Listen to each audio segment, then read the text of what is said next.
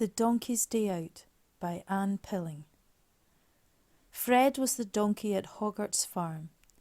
He shared his field with 3 cows called Polly, Molly and Joan, who all had black patches on their broad white backs. Fred had a cross on his. When he was a foal, he'd asked his mother about it, but she didn't know why. All donkeys have them, she told him, peacefully munching thistles. That was long ago, and now Fred was old.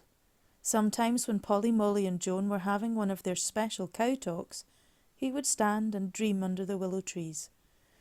He would think about that awful morning when he had been taken from his mother and brought to Hoggart's in an old green horse box. How frightened he'd been that day, how lonely, and how he'd longed to leap across the blue river and go back to his old familiar field. But then Mrs. Hoggart had come to see him. She'd tied a big yellow bow round his neck and patted him kindly and said, "There, Fred, you look very handsome indeed. You're going to be a special birthday present for my son John." John's birthday party was in the paddock, under the willow trees. There was cake and ice cream for the children and a juicy red apple for Fred. When all the food had been eaten, everybody took turns at climbing onto his back and riding him up and down. John was grown up now, and they called him Mr. John. Everything was changing. Old Farmer Hoggart and his wife were moving to a cottage in the village, and Mr. John was getting rid of the farm animals to make room for horses. They would jump high fences and win gold and silver cups. Some special stable boys were coming to look after them. One day, Fred woke up from his after-dinner nap and saw Polly, Molly and Joan being driven out of the paddock. The space was needed for one of the new horses, and the cows had been sold to Farmer Hill up the lane. It felt lonely without his friends, and Fred was frightened. If all the animals were going to new homes, what would happen to him? Every time he saw Mr. John, Fred ran and hid. Very soon that old green horse box would stop by the gate. He would be pushed into it and driven away to another farm. One morning a horse box did arrive, but it was shining white with silver wheels. Mr. John and William, the chief stable boy, were leading something out of it. It was a young horse, jet black, and he looked very scared. Fred saw him plunge and kick and shy away as they tried to get him through the gate. He reared up, and the sun gleamed on his glossy neck, and his terrified eyes flashed fire. Then the 2 men walked across the grass. Now, thought Fred, cowering away, now they'll grab me and drive me off in that awful box, and he started to shake. But he was wrong. William caught the black horse, soothed him and let him go, while Mr. John patted Fred's tubby sides. "Calm him down, old chap," he said. "He's a great jumper, but he's very nervous." And they went away. Fred felt proud and happy. He wasn't going to be sold after all. He was staying to look after this young racehorse. "What's your name?" he said, trotting up to him. "Tarquin." "That's a good name." "It's the name of a king," the horse said proudly. "What's yours?" Fred." It sounded silly after Tarquin. The horse dropped his head and started to graze. They didn't talk any more then, but in the night Fred heard a little snuffling noise. Tarquin the Proud was crying. "What's the matter?" asked Fred, snuggling up to him. "I was dreaming about my mother. We were in a horse box once. It crashed and she was killed. I miss her so much," and a tear rolled down his nose. "Never mind," Fred said. "You've got me." To cheer him up, he told him all about Hoggarts and how he used to be Mr. John's special pet and how he didn't like horse boxes either. And when the sun came up over the river, they were still talking. Tarquin and Fred were already firm friends. In the long summer days when the grass was thick and lush, the 2 lived happily together in the field by the river. But when the cold winter weather started, Mr. John caught Tarquin and William leapt onto his back. "Winter quarters for you, my lad," he said. "Your stable's ready, all snug and warm. It's fit for a king in there. Come on." But Tarquin wouldn't go when he saw that Fred had to stay behind and spend the winter in a broken-down shed. He bucked and reared and lashed out with his hoofs till William fell off. Then he ran down to his friend under the trees, nuzzling at his neck for comfort. 3 times William tried to mount Tarquin, and 3 times he was thrown off. At last he shook his head. "It's no good, Mr. John," he said. "That donkey will have to come too." So Fred found himself walking behind Tarquin up the lane into the new stable yard. From their stalls, beautiful horses stared out at him, chestnut and white and dapple grey, but none of them was as beautiful as his own black Tarquin. In their stable, the straw was so deep it came up to his old knobbly knees, and there were food bags stuffed with sweet-smelling hay. There was even a heater for frosty nights. How different it was from the shack by the river, where mice scampered round his feet and gales blew through the cracks in the walls. "Aren't you the lucky one, Fred?" said William, rubbing down Tarquin's glossy black coat. "This horse is going to be a real winner. He'll be running in big races one day." Fred munched wonderful hay and tried not to listen. Tarquin had already told him about the high hedges and fences he would have to jump, how the horses sometimes crashed into each other, how the riders limped home on crutches with their heads all bandaged. He didn't want his best friend to get hurt. Next morning he heard the clatter of hooves outside. The stable boys were leading the horses round and round the yard. They had their rugs on their back and funny little hoods to keep their ears warm. "Walkies, boys," shouted William, and they were off, away down to the downs to canter and gallop and jump. In the cold air, the breath from their nostrils puffed out like steam engines. At first Tarquin only ran in little races. Fred always stood nearby in the yard while they got him into the horse box. Tarquin wouldn't go in unless Fred was there. He ran so fast and he jumped so high that he won every single race, and no one was prouder than the old grey donkey. "Soon you'll be so grand you won't want to be friends with me any more," he said rather gloomily.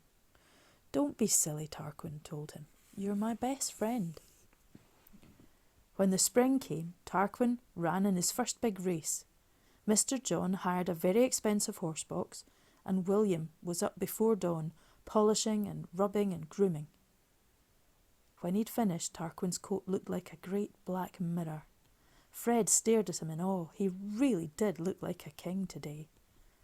They led Fred out and put him in the horse box first. "Me?" he thought. "There must be some mistake."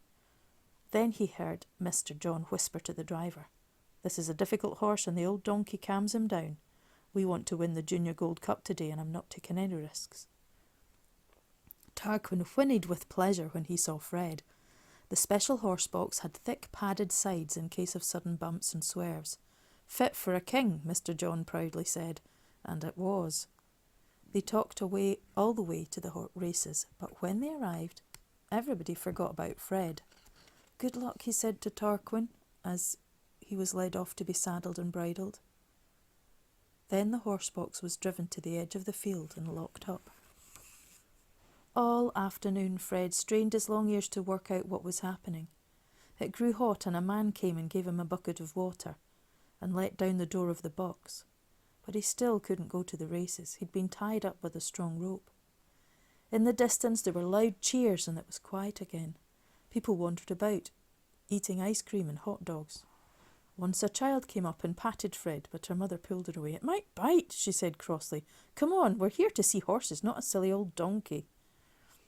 When at last Tarquin came back to the field, there was a garland of flowers around his neck, and Mr. John was carrying a gold cup. As they got Tarquin into the box, hundreds of people came, cheering and clapping. "What a race!" they shouted. "What a champion!"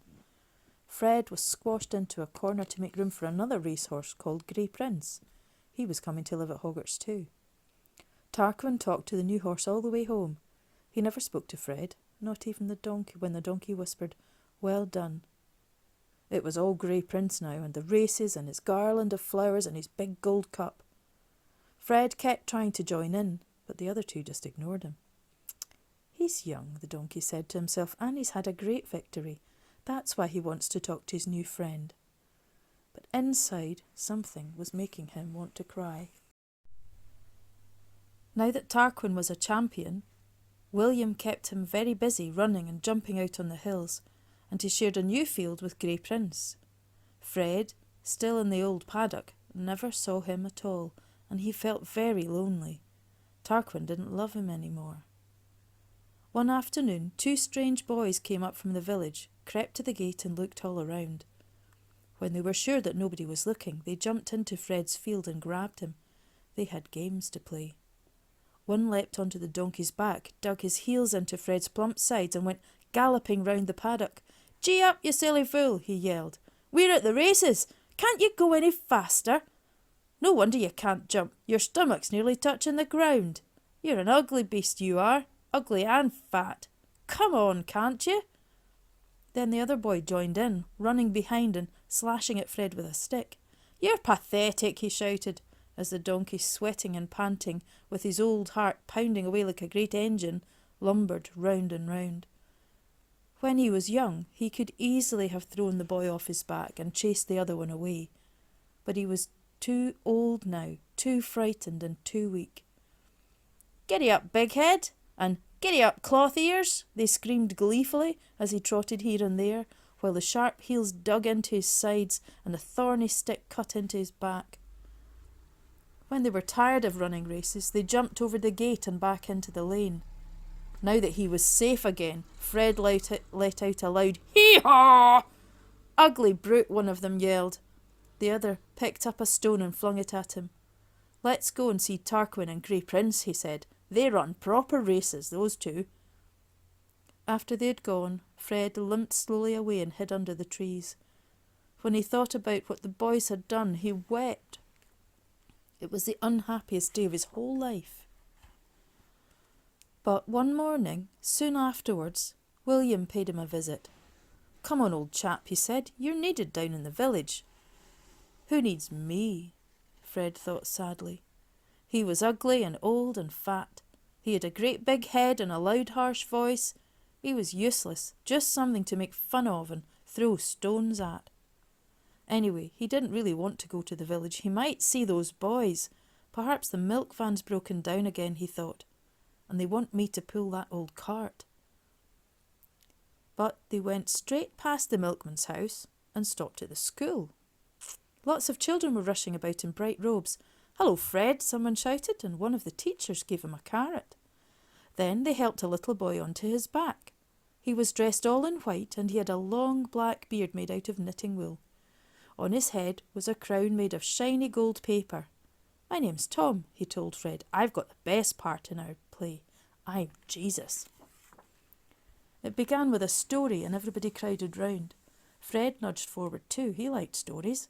And as he listened, he knew it was the most important one he had ever heard.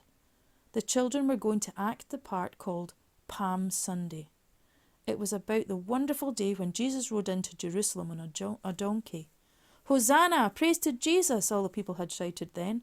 "Behold, thy King cometh unto thee, meek and riding upon an ass." The beautiful old words made Fred's heart almost burst with joy. This was about him. When the story was over, the play itself began. William took Fred's halter and they walked slowly down the village street. All the children ran ahead, waving green branches. "Hosanna!" they shouted. "Hosanna to the Son of David!" People doing their shopping looked up and smiled. One lady ran out of the fruit shop to give Fred an apple. Another came out of the grocer's with some sugar lumps. So many people wanted to stroke him that William had to stop. "What a lovely donkey," they all said. "Look, he's carrying Jesus." And Fred gave a great hee-haw for sheer happiness. He forgot that he'd been lonely, laughed at and beaten, chased round his field till he could go no further. God had remembered him, and God must love donkeys very much, he decided, to have given them such an important job to do. Today it was Fred and not Tarquin or Grey Prince who was carrying the King of Kings.